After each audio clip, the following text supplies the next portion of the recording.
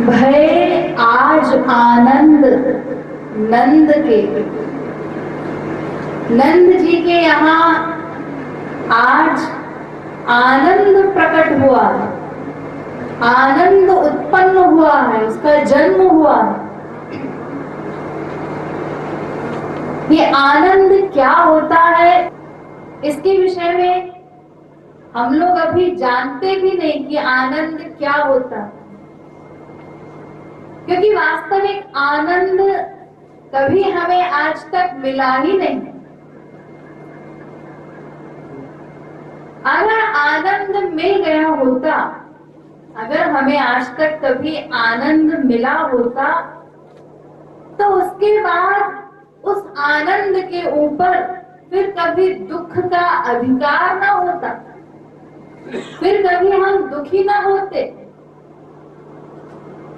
आनंद के मिलने का प्रमाण यही है कि जिस दिन हम लोगों में से किसी को भी आनंद मिल गया, तो उस क्षण के बाद से लेके अनंत काल तक फिर कभी दुख की छाया भी उसके ऊपर नहीं पड़ सकती।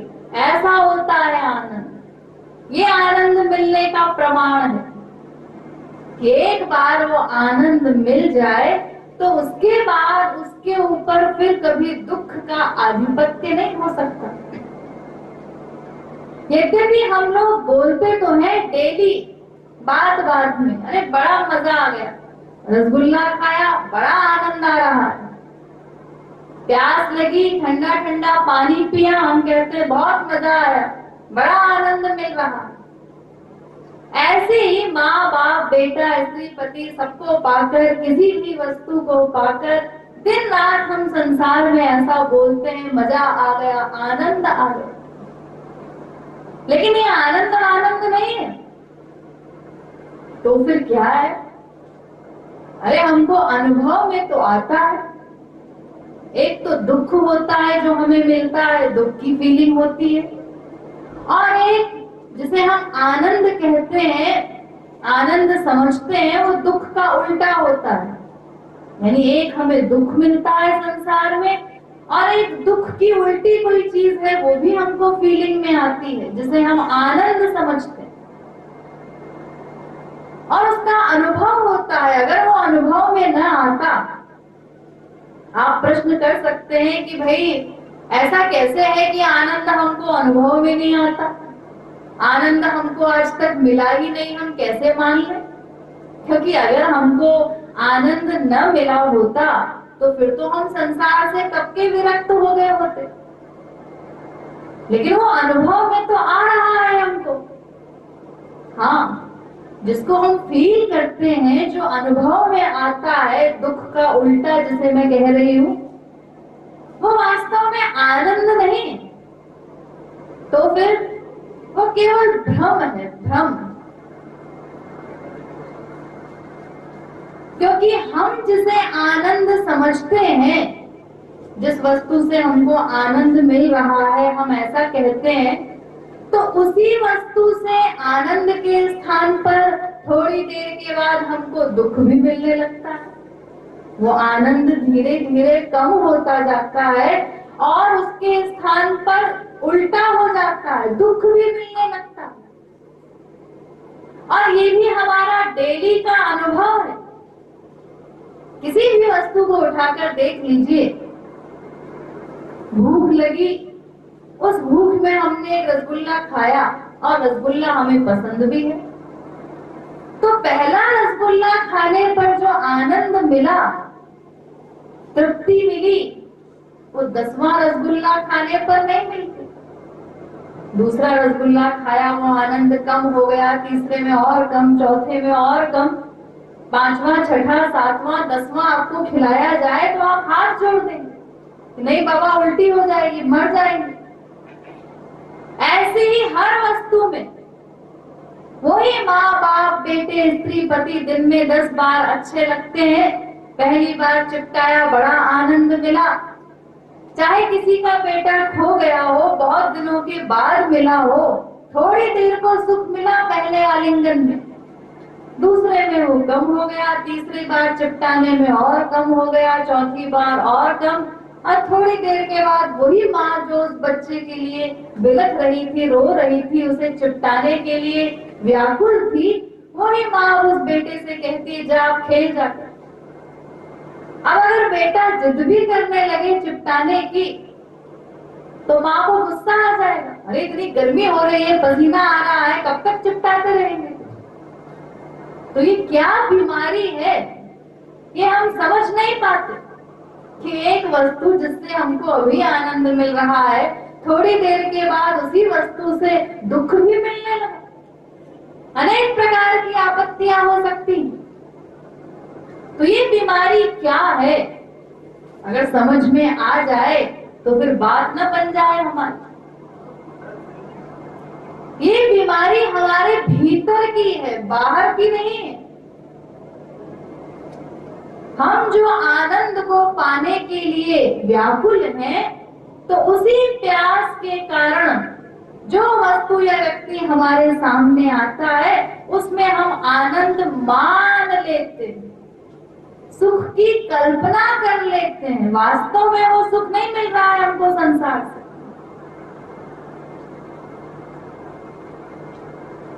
तो ये जो आनंद हम अनुभव करते हैं संसार में, जो फीलिंग हमको होती है आनंद की, वो माया का ही एक गुण है, सत्व गुण। उस सत्व गुण के कारण, ये सत्व गुण का रिएक्शन है वो आनंद जो हमको अनुभव में आता, संसार में जिस आनंद की फीलिंग हमको होती। और संसार का एक और सबसे बड़ा सुख भी है, जिस सुख में हमको किसी दूसरे की आवश्यकता नहीं, माँ बाप बेटा स्त्री पति कोई दूसरा उसमें हमको नहीं चाहिए। वो सुख सबको मिलता है फ्री में। सबसे बड़ा सुख संसार का क्या?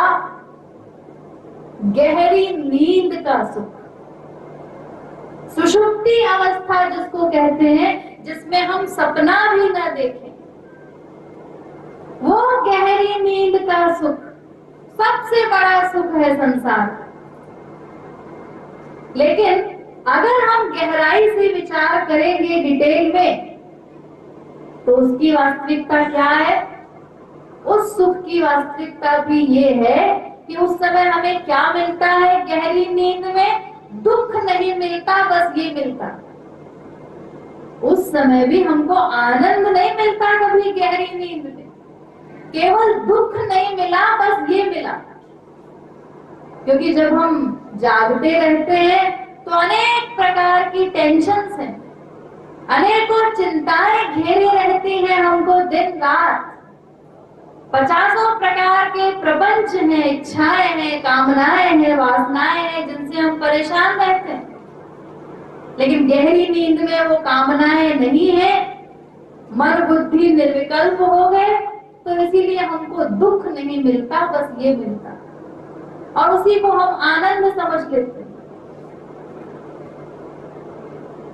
तो वो गहरी नींद का सुख सबसे बड़ा सुख है संसार का। अगर कोई सबसे बड़ा सुख किसी को मिले तो वो यही होगा जिसके लिए वेद कहता है, यथा प्रियया स्त्रिया संपरिष्वक्तो न बाह्यम किंचन वेदनांतरम। सबसे बड़ा सुख किसी को कब मिलता है?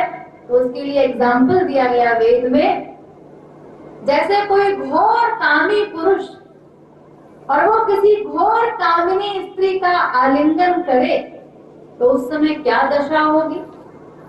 उस आलिंगन में दोनों को इतना सुख मिला कि न तो उस स्त्री को पुरुष का होश रहेगा, न पुरुष को स्त्री का, और साथ ही न उस स्त्री को अपना कोई होश रहा और न पुरुष को अपना कोई होश रहा। यानी दूसरे का भी भान नहीं है, अपना भी भान नहीं। इतना आनंद मिला कि मूर्छा आ गई, मन बुद्धि निर्विकल्प हो गए। जैसे कोई पेड़ कट के गिर पड़े, ऐसे ही सबसे बड़ा जब सुख संसार में किसी को मिलता है तो ये अवस्था होती है कि उस सुख का अनुभव करने वाले जो मन बुद्धि होते हैं वो ही गोल हो गए, निश्चेष्ट हो गए। ऐसा सुख संसार में कभी कभी किसी किसी को मिला करता, इतना बड़ा सुख कि जिसमें सुख का अनुभव करने वाले मन बुद्धि ही मूर्छित हो जाए, निर्विकल्प हो जाए। संसार के बहुत बड़े दुख में भी ये अवस्था होती है कि मूर्छा आ गई, और सबसे बड़े सुख में भी ये अवस्था होती है। तो यही अवस्था हमारी नींद में होती है रोज। ये संसार का सबसे बड़ा सुख फ्री में मिला करता, गहरी नींद में। तो इतना बड़ा सुख मिलता है उस समय कि न हमें अपना होश रहता है, न भगवान का होश रहता है। क्योंकि वेद कहता है, एवमेवायं पुरुषः प्राज्ञेन आत्मना संपरिष्वक्तो न बाह्यं किंचन वेदनांतरम। उस गहरी नींद में सबसे बड़ा सुख हमें क्यों मिलता है? क्योंकि उस समय परमात्मा जीवात्मा का आलिंगन करते हैं, इसीलिए वो सबसे बड़ा सुख है।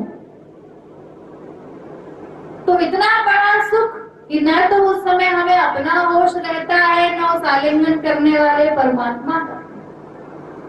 लेकिन वो अविद्या का आवरण हमारा उस समय भी रहता है हमारे ऊपर, वो निरावरण आलिंगन नहीं है। अविद्या का अधिकार तब भी होता है हमारे ऊपर, अविद्या का आवरण है, वो निरावरण आलिंगन नहीं है। इसीलिए जैसे ही हम जागे तो फिर टेंशन हमारे सामने आ गई। इतने बड़े सुख का अनुभव हम कर रहे थे गहरी नींद में, लेकिन जैसे ही जागे तो फिर 50 प्रपंच सामने आ गए। अरे वो वहां जाना है, ऐसा करना है, वो उसका एक्सीडेंट हो गया, ऐसा हो गया, फिर टेंशन आ गई खोपड़ी में।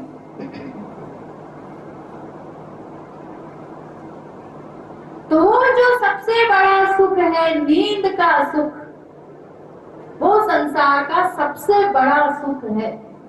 तो ऐसे ही ब्रह्मलोक तक के जितने ऐश्वर्य हैं, जितना भी सुख है, वो सब माया का जो गुण है, सत्व गुण, उसका रिएक्शन। वो जो आनंद हमको अनुभव में आता है, वो उस सत्व गुण का रिएक्शन है, वो वास्तविक आनंद नहीं है। क्योंकि इतना बड़ा सुख नींद का, लेकिन हम फिर जागे तो फिर दुख का अधिपत्य हो गया, फिर 50 दुख सामने आ गए। तो आनंद तो उसे कहते हैं ना, पहली परिभाषा मैंने आपको बताई कि एक बार अगर आनंद मिल जाए तो उसके बाद फिर दुख का आधिपत्य कभी न हो।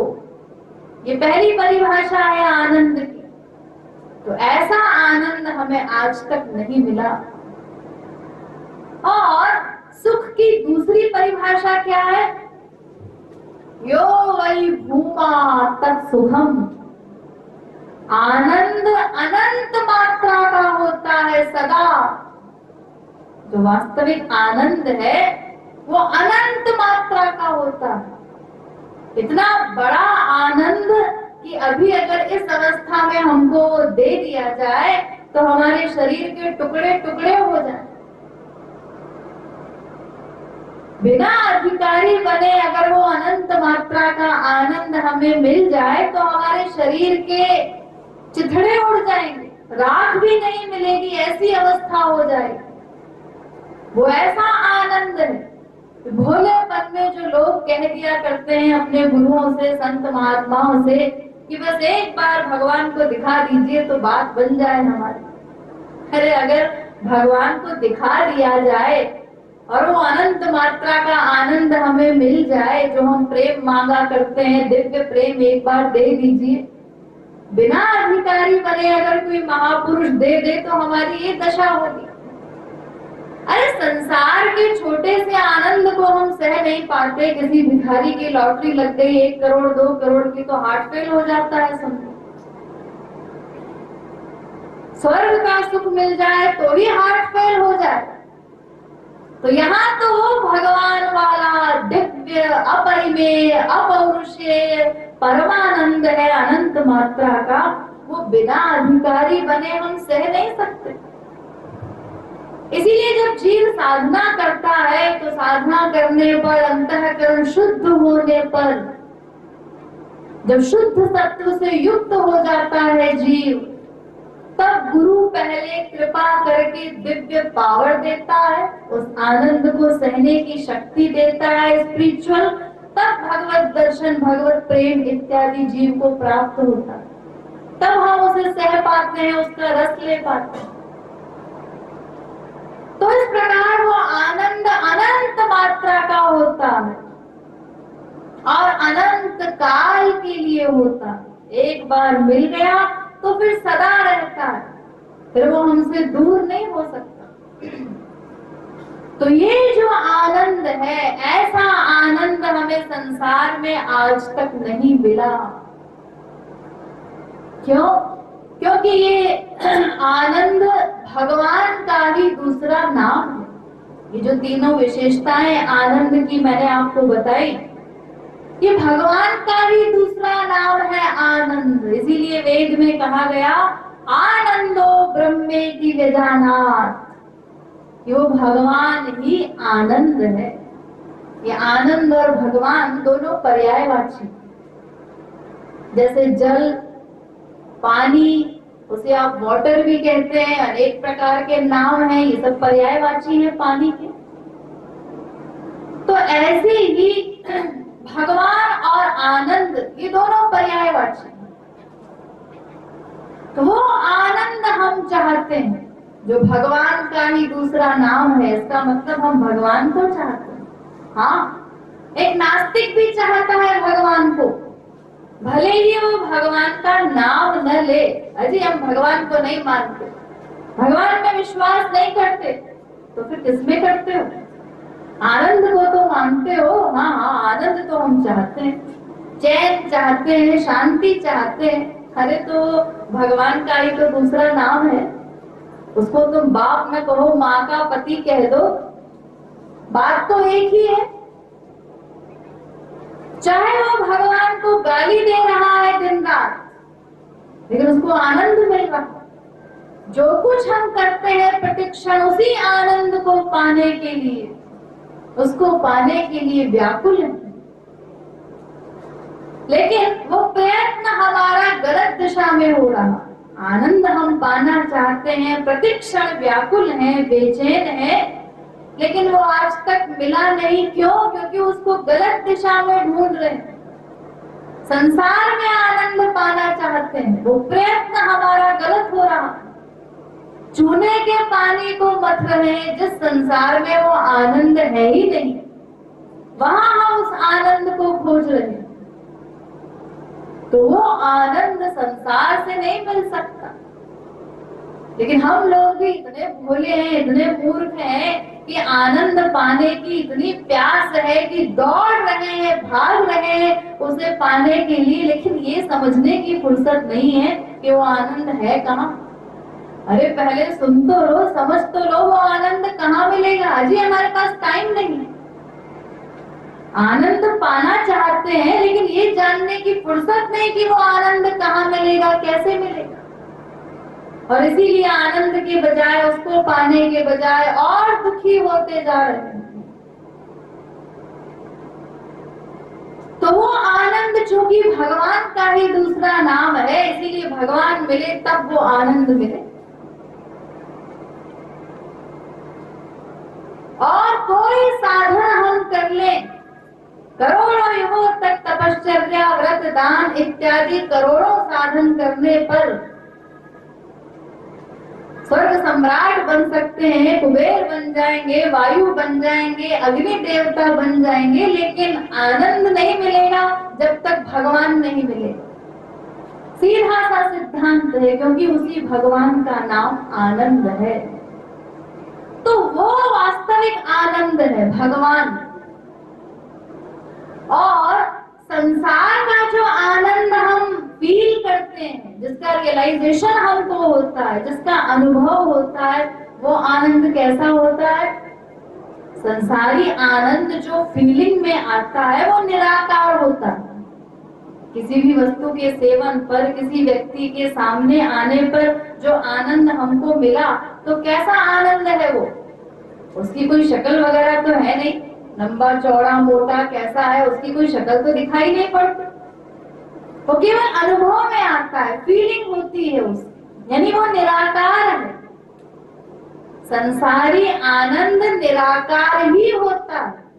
वो चाहे ब्रह्मलोक तक के जितने भी ऐश्वर्य हैं संसारी, उनका जो आनंद है वो निराकार ही होता है, उसका कोई आकार नहीं होता। लेकिन जो स्पिरिचुअल हैप्पीनेस है, जो दिव्यानंद है, वो दिव्यानंद वो निराकार भी होता है और साकार भी होता है। क्यों? क्योंकि भगवान का ही दूसरा नाम है ना आनंद। तो भगवान के दो रूप हैं, एक निराकार, एक साकार। तो इसीलिए आनंद के भी दो रूप हो गए, एक निराकार और एक साकार। इसीलिए यहाँ पर जो पहली पंक्ति में कहा गया है पद में, नंद के भय आज आनंद, क्योंकि वो दिव्यानंद साकार भी होता है। इसीलिए यहाँ पर लेखक ने ये न कह करके कि नंद के यहाँ पुत्र हुआ है या नंद के बेटा हुआ है, ऐसा न कह करके यहाँ लेखक कहता है नंद के भय आनंद। नंद के यहाँ आनंद प्रकट हुआ है। वो सगुण साकार आनंद, भगवान का ही दूसरा नाम है आनंद, और वो भगवान रूप धारण करके साकार बन करके आए।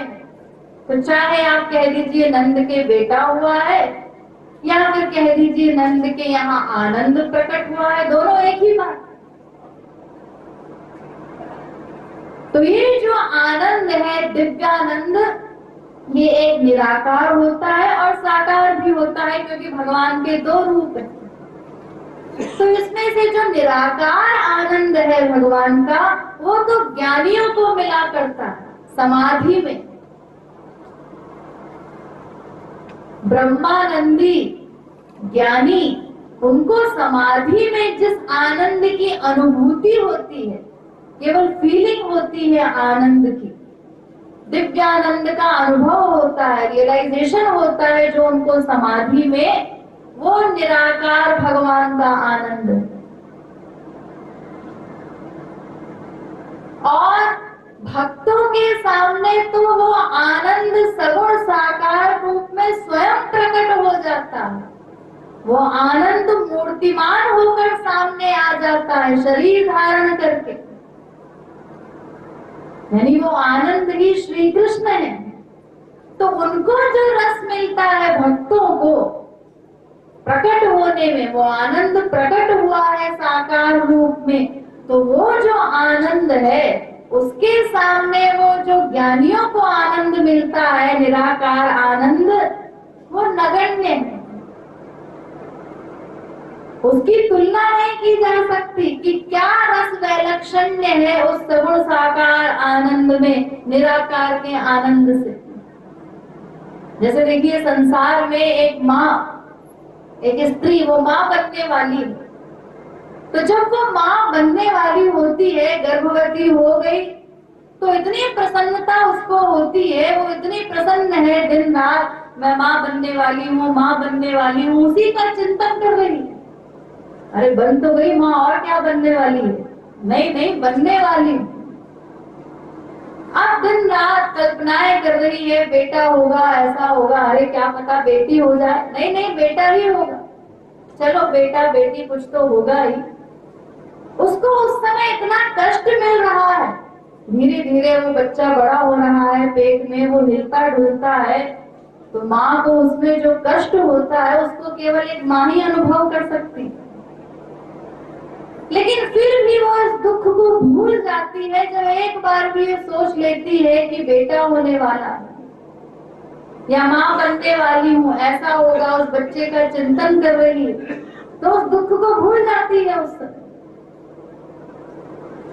अब इसके बाद जब माँ बन गई, बेटा हो गया, अब उसको जो रस मिल रहा है आंखों से साकार रूप में, वो अभी तक निराकार रूप में केवल अनुभव कर रही थी पेट में जब तक बच्चा था, लेकिन अब जब वो सामने आ गया तो आंखों से उसको देख भी रही है, कानों से वो धीरे धीरे बड़ा हुआ, उसकी तोतली भाषा में जो कुछ भी वो बोलता है, जो शैतानियां करता है, और सबका आनंद ले रही है, उसकी बातें सुन रही है, तो कानों का विषय भी मिल रहा है, उसका आलिंगन कर रही है, चिपटा रही है, चूम रही है, तो त्वचा का भी उसको मैटर मिल रहा है, स्पर्श करने का, ये सारे रस उसको मिल रहे हैं, सारी इंद्रियों से, देखने का, सुनने का, स्पर्श करने का, सब रस उसको अपनी इंद्रियों से प्राप्त हो रहा है।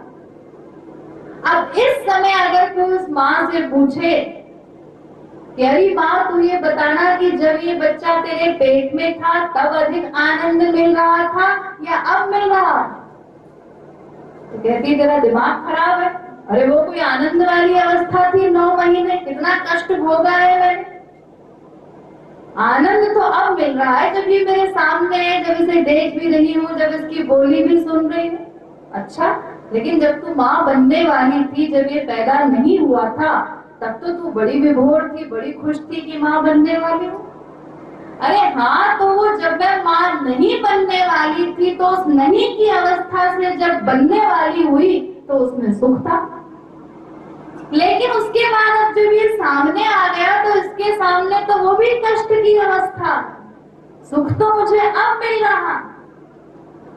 तो ऐसे ही जो निराकार आनंद मिलता है ज्ञानियों को समाधि में, वो तो केवल फीलिंग में आता है, लेकिन वही निराकार आनंद भक्तों के सामने जब साकार होकर प्रकट होता है, मूर्तिमान आनंद, और वो जो लीलाएं करता है उसकी समस्त लीलाओं का रस प्राप्त होता है, समस्त इंद्रियों से जब उसका विषय मिल रहा है, उस सगुण साकार आनंद को हम देख भी रहे हैं, उसकी बातें भी सुन रहे हैं, हर इंद्रिय से, रोम रोम से, मन बुद्धि से जब उसका वो रस मिलता है, तो वो रस कितना विलक्षण होता है, इतना विलक्षण कि जो परम चतुर है वो मोक्ष को ठुकरा देते हैं उस रस के आगे। अस विचारी जे परम सयाने, मुक्ति निरादरी भक्ति लुभाने। वो मुक्ति छोड़ करके केवल उस भक्ति को पाने की कामना करते हैं जो परम चतुर है, क्योंकि उसका जो रस वैलक्षण्य है, उस रस के आगे तो मोक्ष भी निंदनीय है। भागवत में कहा गया, स्वर्गापवर्ग नरकेश्वपि तुल्यार्थ दर्शिनः, यानी स्वर्ग, नरक और मोक्ष ये सब बराबर है, बराबर है। तीनों को एक लाइन में कह दिया, स्वर्ग, नरक और मोक्ष तीनों बराबर हैं, एक लाइन में खड़ा कर दिया तीनों को। अरे कैसी बात कर रहे हैं आप, कहाँ नरक और कहाँ मोक्ष? हाँ हाँ भाई, जिनको प्रेमानंद मिल गया है उनके लिए वो मोक्ष भी निंदनीय है, तुच्छ है, उसकी कोई इंपॉर्टेंस नहीं उस प्रेमानंद के आगे। हाँ, जिनको प्रेमानंद नहीं मिला वो नरक और स्वर्ग से ऊंचा मोक्ष को मानते हैं, और जिसको मोक्ष भी नहीं मिला वो बेचारा नरक से ऊंचा स्वर्ग को मानता। तो वो जो रस वैलक्षण्य है प्रेमानंद का, गिरा अनयन नयन बिनु वाणी, उसका वर्णन नहीं हो सकता शब्दों में कि वो रस क्या होता है। तो वो सगुण साकार आनंद आज नंद के यहाँ प्रकट हुआ है, शरीर धारण करके आया है, मूर्तिमान आनंद प्रकट हुआ है नंद के यहाँ। अच्छा जी, अब एक प्रश्न उत्पन्न होता है कि ये जो नंद के बेटे हैं श्री कृष्ण, ये वास्तव में इनके पुत्र हैं, वास्तव में नंद के यहाँ अवतार हुआ था, प्रकट हुए थे, या फिर बाहर से आए थे? जो सुना जाता है वसुदेव जी छोड़ करके गए थे नंद जी के यहाँ, तो ये इनके पुत्र हैं, यशोदा के ही बेटे हैं, या कहीं बाहर से आए हुए हैं? अधिकांश लोग तो यही जानते हैं कि देवकी के सामने भगवान आए थे, चार भुजा से प्रकट हुए थे। उसके बाद देवकी मैया ने प्रार्थना की कि शिशु रूप धारण कीजिए, तो शिशु रूप में आ गए। उसके बाद फिर योग माया की शक्ति से जो कुछ भी वहां पर हुआ, सारे पहरेदार सो गए, ताले खुल गए, वसुदेव जी वहां से उस पुत्र को लेकर के चले कंस से बचाने के लिए, और यमुना ने भी मार्ग दे दिया, और इसके बाद वसुदेव जी अपने पुत्र को यहाँ छोड़ करके और यहाँ से यशोदा की कन्या को उठाकर ले गए। यानी अवतार तो वसुदेव के यहाँ हुआ था, नंद जी के यहाँ तो नहीं हुआ। नहीं, ऐसा नहीं, नंद के यहाँ भी अवतार हुआ था। श्री कृष्ण नंद के ही पुत्र हैं, उनके यहाँ भी अवतार हुआ। इसीलिए भागवत में कहा गया, नंदस्त्वात्मज उत्पन्ने जाता लादो महामना। भागवत में कहा गया, नंदस्त्वात्मज उत्पन्ने, नंद के यहाँ पुत्र उत्पन्न होने पर सारे गोकुल वासियों को परमानंद मिला। तो आत्मज उत्पन्ने लिखा है, ये नहीं कहा कि आत्मजम मत्वा, कि जब वसुदेव जी छोड़ गए अपने पुत्र को, तो नंद जी ने उसको अपना बेटा माना, अपना बेटा मानकर वो खुश हो रहे हैं, ऐसा नहीं। नंदस्त्वात्मज उत्पन्ने, नंद के यहाँ पुत्र उत्पन्न हुआ जिससे समस्त गोकुल वासियों को परमानंद हुआ। तो इसका मतलब दो श्री कृष्ण हुए थे, दो अवतार हुए थे। हाँ, एक साथ एक ही समय में देवकी च यशोदा च, एक साथ एक ही समय में दोनों जगह अवतार हुआ। देवकी के यहाँ ऐश्वर्य रूप में भगवान आए और यशोदा के यहाँ माधुर्य रूप में प्रकट हुए। इसीलिए देवकी के यहाँ 4 भुजा वाले श्री कृष्ण प्रकट हुए थे और यशोदा के यहाँ 2 भुजा वाले श्री कृष्ण प्रकट हुए।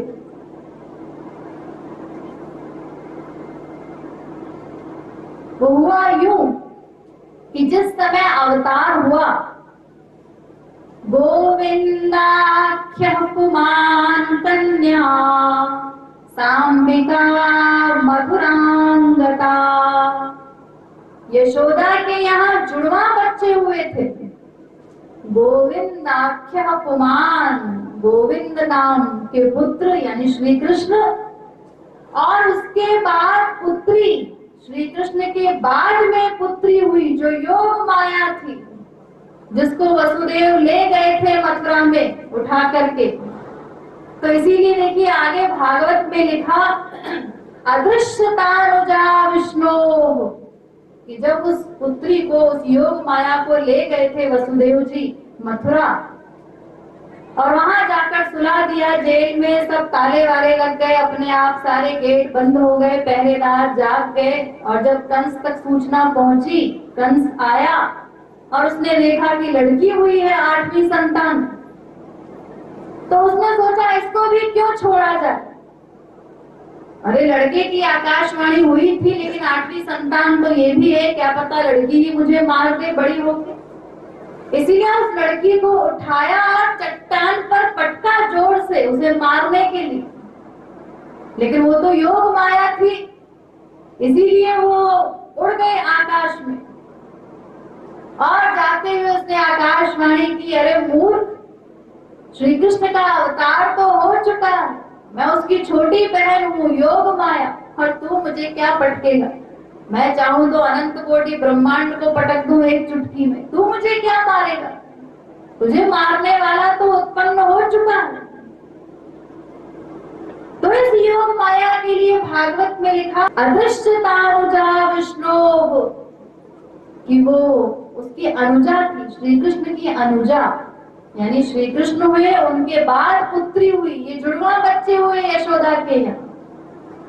तो एक श्री कृष्ण तो देवकी के यहाँ प्रकट हुए, 4 भुजा वाले जो बाद में शिशु बन गए, जिनको वसुदेव जी लेकर चले।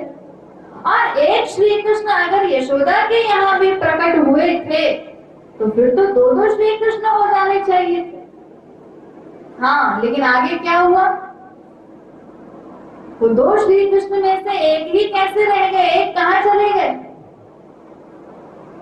वसुदेव सुत श्रीमान वासुदेवो खिलात्मनि, लीनो नंद सुते राजन घने सौदामनी यथा।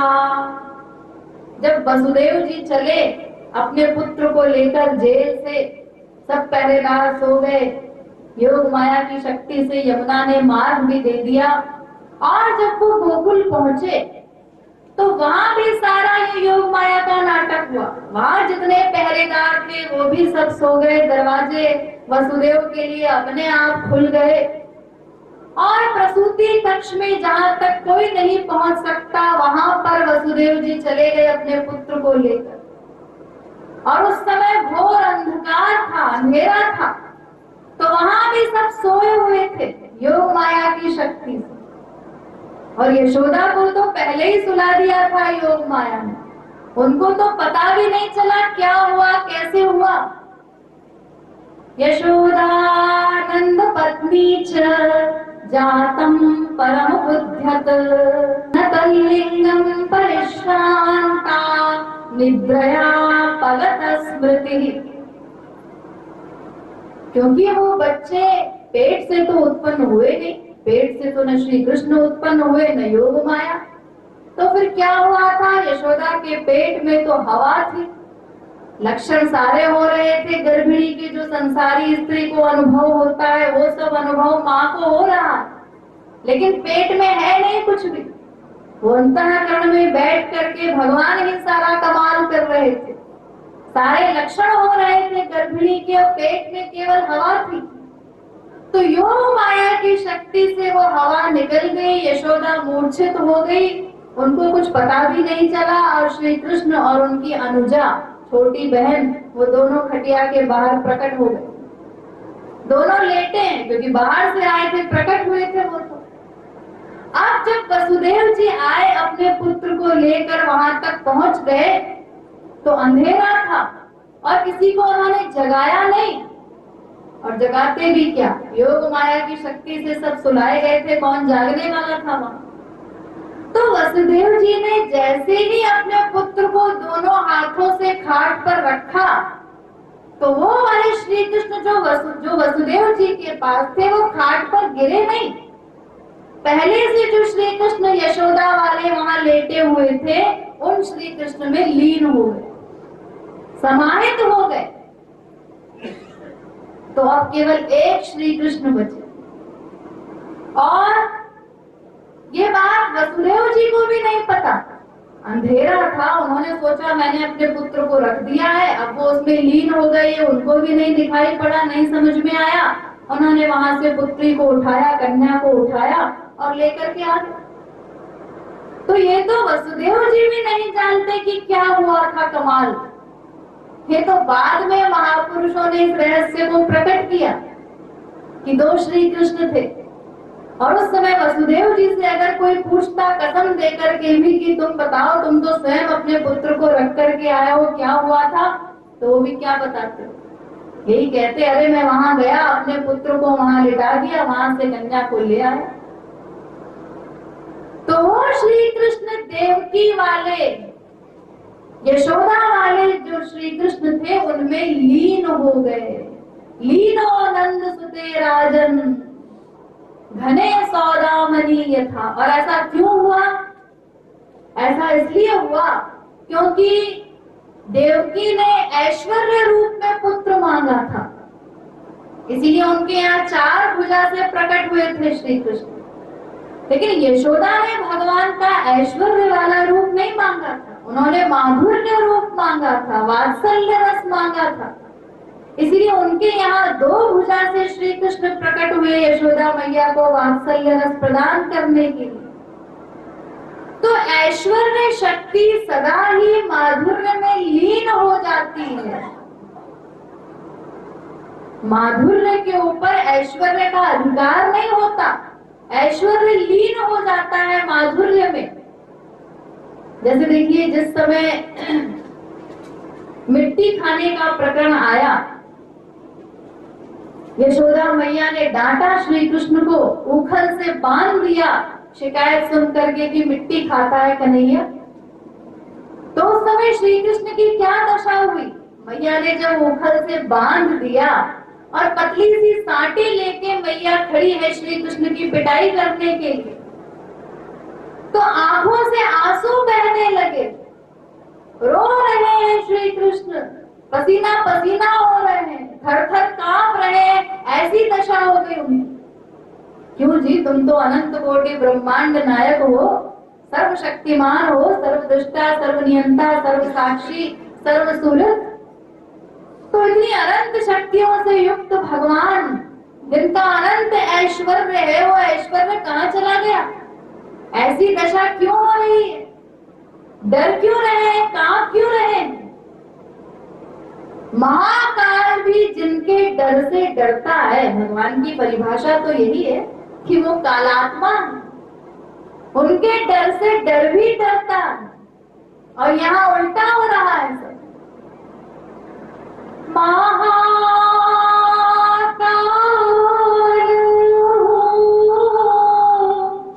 कांपत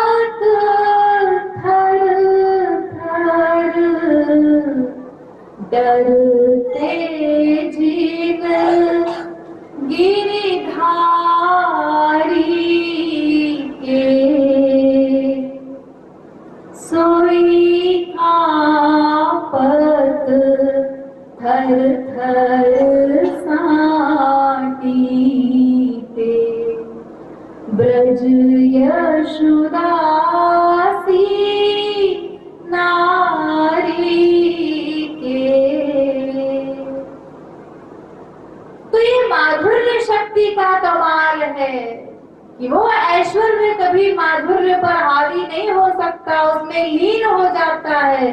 भगवान अपना ऐश्वर्य भूल जाते हैं जब जब उनका भक्त के सामने पाला पड़ता है। जब जब भक्त के सामने आते हैं अपनी भगवत्ता भूल जाते हैं। इसीलिए श्री कृष्ण की ऐसी दशा हो रही है। तो देवकी ने ऐश्वर्य रूप मांगा था, उन्होंने वात्सल्य रस नहीं मांगा था। तो इसीलिए उनके यहाँ प्रकट हुए, सारा संसार जानता है, डिक्लेयर्ड कि देवकी पुत्र हैं वो, उनकी माँ कहलाने का सौभाग्य मिला, लेकिन वात्सल्य रस नहीं मिला। उनकी बाल लीलाओं का जो सुख यशोदा मैया को मिला, क्योंकि उन्होंने माधुर्य रूप मांगा था। तो वो देवकी वाले जो श्री कृष्ण थे ऐश्वर्य वाले, वो यशोदा वाले जो श्री कृष्ण थे माधुर्य वाले श्री कृष्ण, उस रूप में वो ऐश्वर्य वाला रूप लीन हो गया। क्योंकि ऐश्वर्य शक्ति तो चोरी चोरी सेवा करती है, ब्रज में उसको प्रवेश ही नहीं है। भगवान ने कहा कि यहाँ तो मैं भक्तों को सुख देने के लिए आया हूँ, भक्तानां विनोदार्थम करोमि विविधा क्रिया। यहाँ तो मैं गंवारों के साथ गंवार बनकर क्रीड़ा करूंगा, और यहाँ मेरी चाहे जो दशा हो, चाहे मेरे सखा लोग मुझे मारे या मैया मेरी पिटाई करे, तू मत आना यहाँ पर। लेकिन फिर भी वो है तो दासी ऐश्वर्य शक्ति, वो चोरी चोरी रहती है ब्रज में कि कहीं मेरे स्वामी को कहीं आवश्यकता पड़ जाए तो चोरी चोरी सेवा करती। जैसे जब ठाकुर जी के पिटने का समय आया तो ठाकुर जी के छोटे से मुंह में अनंत कोटि ब्रह्मांड दिखा दिए ऐश्वर्य शक्ति, चुपके से बिना श्री कृष्ण को बताए। और जो दशा श्री कृष्ण की हो रही थी वो मैया की होने लगी उस रूप को देखकर। जब अनंत कोटि ब्रह्मांड देखे कन्हैया के मुख में तो डंडा नीचे गिर पड़ा। अब मैया थर थर कांप रही है, पसीना पसीना हो गई। और श्री कृष्ण ने जब बहुत देर तक डंडा नहीं पड़ा, मुख खोलकर देखा कि क्या हुआ, तो समझ में आया उनको कि ये चुड़ैल यहाँ आ गई थी। लेकिन वो रस भंग ना हो जाए तो फिर योग माया की शक्ति से भगवान ने वो स्वरूप भुला दिया यशोदा मैया को कि क्या देखा था। मैया ने सोचा ऐसे ही होगा कुछ, मेरा भी दिमाग खराब है, क्या क्या सोचती रहती हूँ, और वो डांटना पिटाई करना भी भूल गई और अपने लाला को चिपटा लिया। तो हर जगह भगवान अपनी भगवत्ता भूल जाते हैं। रामावतार में भी यही हुआ। जब शबरी का प्रकरण आया तो वैसे तो बड़े मर्यादा पुरुषोत्तम बनते हैं राम कि मैं धर्म के संस्थापन के लिए आया हूँ, क्षत्रिय हूँ। लेकिन जब शबरी का प्रकरण आया तो वहां भूल गए, झूठे पैर खाने लगे। अरे किस वेद शास्त्र में लिखा है किसी क्षत्रिय कुमार को इस प्रकार से झूठा खाना चाहिए? लेकिन भूल गए प्रेम समाधि में, भक्त के प्रेम के आगे। तो इसीलिए माधुर्य के आगे ऐश्वर्य का कोई आधिपत्य नहीं है, वो ऊपर हावी नहीं हो सकती। ऐश्वर्य शक्ति माधुर्य के लीन हो जाती है। सदा भगवान भक्त के आगे अपनी भगवत्ता को भूल जाते हैं, ऐश्वर्य को भूल जाते हैं। इसीलिए वो देवकी वाले श्री कृष्ण उस माधुर्य रूप में यशोदा के पुत्र में लीन हो गए थे। तो माँ कहलाने का सौभाग्य डिक्लेयर्ड मिला देवकी को, लेकिन यशोदा को जो रस मिला उनके आगे तो कोई योगी मुनि ऋषि ब्रह्मा विष्णु शंकर कोई पहुंच ही नहीं सके। इसीलिए नारद जी ने कहा था, जब ब्रह्म को रोते हुए देखा, छोटे से श्री कृष्ण रो रहे थे गोद में जाने के लिए, और मैया झटक देती है ठाकुर जी को कि मुझे घर का काम करना है, अभी गोद में नहीं लूंगी। तो जमीन में लौट रहे हैं बाल गोपाल गोद में जाने के लिए। तो इस दृश्य को देखकर नारद जी ने उस समय कहा था, किम्ब्रूमस्त्वां यशोदे कति कति सुकृत क्षेत्र वृन्नानि पूर्वं गत्वा कीदृग्विधानैः कति कति सुकृतान्यर्जितानि त्वयैव। हरि यशोदा, तूने ऐसा कौन सा पुण्य किया है? अरे मैंने तो सारे वेद शास्त्र पढ़े हैं। और पढ़ने की जरूरत क्या है, नारद जी तो स्वयं अवतार है। लेकिन फिर भी वो कह रहे हैं कि सारे वेदों में, शास्त्रों में वो सब मैंने पढ़े हैं, किसी में ऐसा कोई पुण्य नहीं बताया गया जिसका ये फल हो जो तुझे मिल रहा है। कौन सा फल? कि ब्रह्म तेरी गोद में जाने के लिए रो रहा है, गिड़गिड़ा रहा है, जमीन में लौट रहा है, और तू कहती तेरे पास टाइम नहीं। माँ झड़क रही है, एक झापड़ लगाएंगे तो अकल ठिकाने आ जाएगी, समझ में नहीं आता, अभी नहीं लेना गोद में, अभी अभी तो लिया था थोड़ी देर पहले, मुझे घर का और काम है। ये यशोदा मैया का स्थान है। जीव रोता है ब्रह्म की गोद में जाने के लिए, यहाँ सब उल्टा हो रहा है। इसीलिए आगे जब नारद जी ने कहा कि मैया तेरा कैसा भाग्य है, अरे ब्रह्मा विष्णु शंकर तरसते हैं इसकी गोद में जाने के लिए, इसकी कृपा पाने के लिए, ले लेना इसको गोद में। तो मैया कहती है क्या बाबा जी तुम्हारा स्क्रू ढीला है, ये क्या ब्रह्मा विष्णु शंकर लगा रखा है? अरे मेरा बेटा है ये, मैं माँ हूँ, इसकी आदत खराब हो जाएगी। कहाँ ब्रह्मा विष्णु शंकर, कहाँ मेरा बेटा? तेरा दिमाग तो खराब नहीं है, क्या बोले जा रहा है? यानी वो नारद जी की बातों को सुनना नहीं चाहती, क्योंकि यशोदा ने कभी श्री कृष्ण को ब्रह्म नहीं माना। अगर मान लेती तो रस ही समाप्त हो जाता। उसको स्वप्न में भी ये भान नहीं है कि ये मेरा श्री कृष्ण भगवान है, ब्रह्म है, स्वयं प्रकट होकर आया, क्योंकि फिर तो रस ही समाप्त हो जाता। तो ये रस यशोदा को मिल रहा है। इसीलिए परमहंस कहता है यशोदया समाकापि देवता नास्ति भूतले उलूखले यया बद्धो मुक्तिदो मुक्तिमिच्छति। यशोदा के समान और कोई नहीं हो सकता, क्योंकि सारे संसार को मुक्ति देने वाला भगवान यशोदा के द्वारा बांधा गया है, उखल में, और अपनी मुक्ति की याचना कर रहा है। भैया मेरा बंधन खोल दे, अब मैं मिट्टी नहीं खाऊंगा। सारे जग को जो देवे मुक्ति अभिरामा, उखल बंधे सो मांगे मुक्ति ब्रज बामा। श्यामा श्याम जी